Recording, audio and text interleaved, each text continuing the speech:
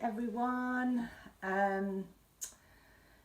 am coming on here to do a live to introduce myself. I'm Lisa. I'm Lisa Newman, and I did a recording earlier on and haven't been able to upload it, so I thought, okay, just be brave, do a live, just get on there. And it doesn't matter about the comments. Sorry if I don't respond to your comments, but this is my first ever live, so yes, bear with me. I wanted to introduce myself and give you a very little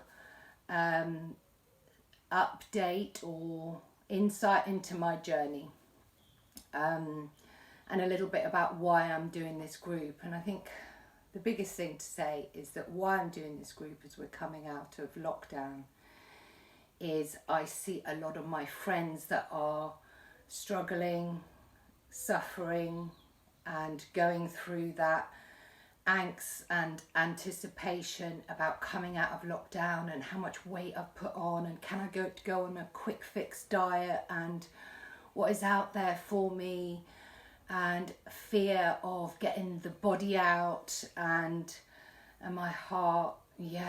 I just feel like, oh my God, we've just gone through such a tough year and many of you have been homeschooling, and let's just try and give some love. So yeah, I thought I'd give you a bit of my story. I would say that all my adult life, of some shape or form, I have struggled with addiction and tried many things to deal with my addiction, and the underlying thing that has always caused me the most amount of internal pain and separation has often been the food thing. So it started when I was young. Very young, I would say. I was 8-9 years old when I grew up in Asia, and most of my diet was an Asian diet, and then I get sent to a boarding school, and I'm not having a good time at school. I'm not happy. I am angry, I'm always in trouble, I'm classed as a naughty girl, so I was often the one that was punished, and I was made to eat these huge plates of food that I just found absolutely repulsive at the time. I didn't like gravy, I didn't like mashed potatoes, and I was made to eat everything on my plate. And around that age, 8-9 years old, I discovered bulimia, and I don't remember how I discovered it, but remember I'm in a school with all girls, and I discovered that when I acted out in that way and was made myself sick, it got rid of this rage and anger.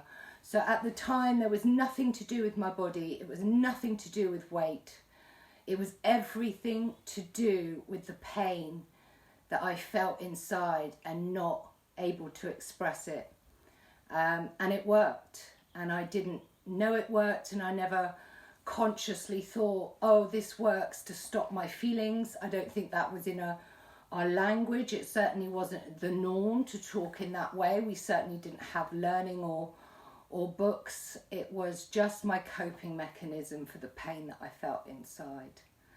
At 13, when I grew boobs and hips and started becoming a woman, I'm not sure I was that keen on being a woman. I was more of a tomboy, and maybe denying my femininity, but using that stuff in terms of sex and power and getting the boys and another little fix.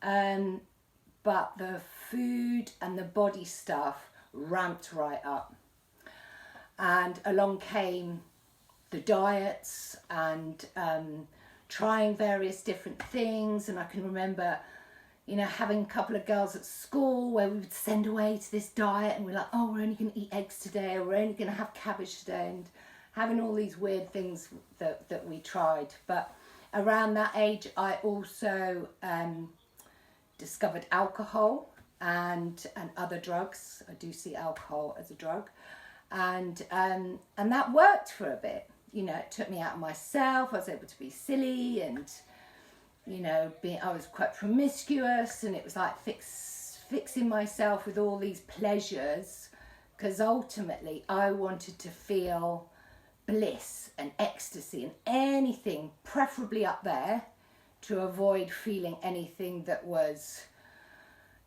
dark or in touch with any kind of internal world that was going on for me.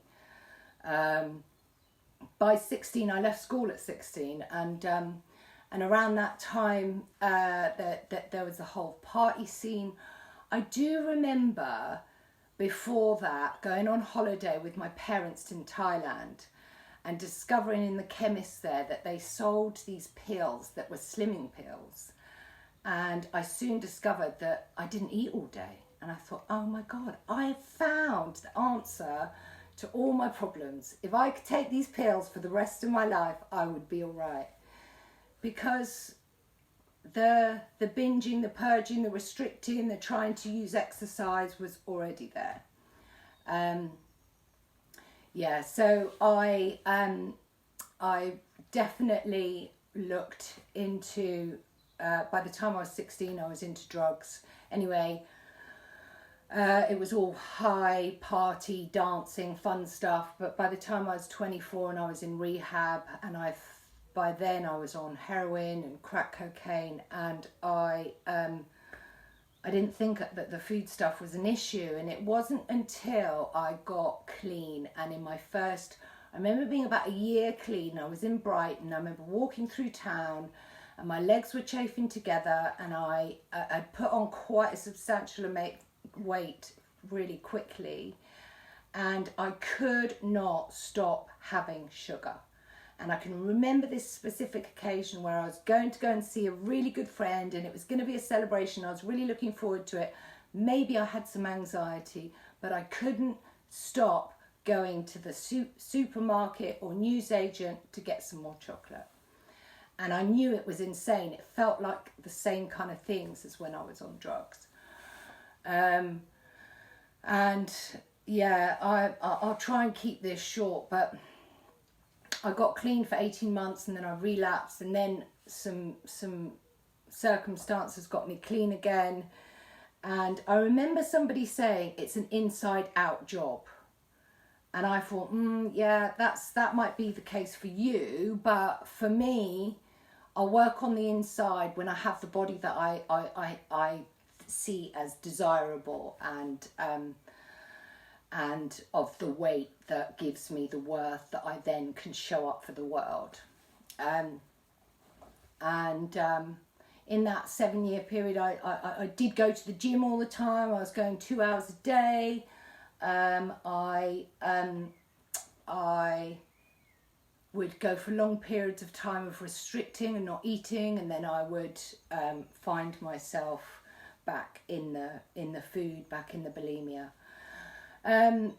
I would say that what caused my relapse was my bulimia came back, and it came back so ferociously. I'd been working a food program, and I'd been trying lots and lots of different things around my food, but I remember my bulimia came back so horrifically, where I ended up in hospital, hemorrhaging from my throat. And it's God, I tell you what, sharing vulnerability and doing all of this stuff is so out of my comfort zone. I so feel sick when I'm doing this, but I know that, you know, this is all about showing up, and courage comes from sharing vulnerability. And at that time my life was really, really bad. I was working a lot, and it was all about looking good and having the money. And anyway, the bulimia got so horrific that I can remember specifically thinking that drugs was better than this. I felt quite suicidal. I was clean. I had all the external things in my life, and I consciously made the decision to pick up pick up drugs rather than be in the pain of what the food was bringing up in me. And I ended up by picking up, and in that 10-year period, I tried lots and lots of different things to try and deal with my addiction. And I kind of knew that that the food was in there. I was starting to realise, oh God, maybe I've got some trauma. And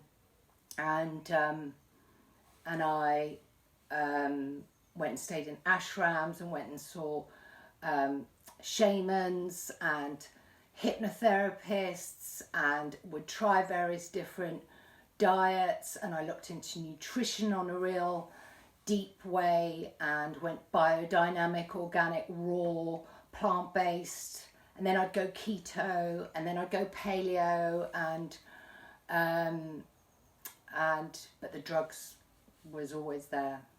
And so what has been different this time, and the reason why I'm setting up this group, is that I have really been working from the inside out, and I am not saying that I am in the Z, from the A to Z of bulimia, to perfectly well healed in this area of food and body absolute freedom, because even the people that I see up that end of their version of freedom, they are still working stuff on a daily basis.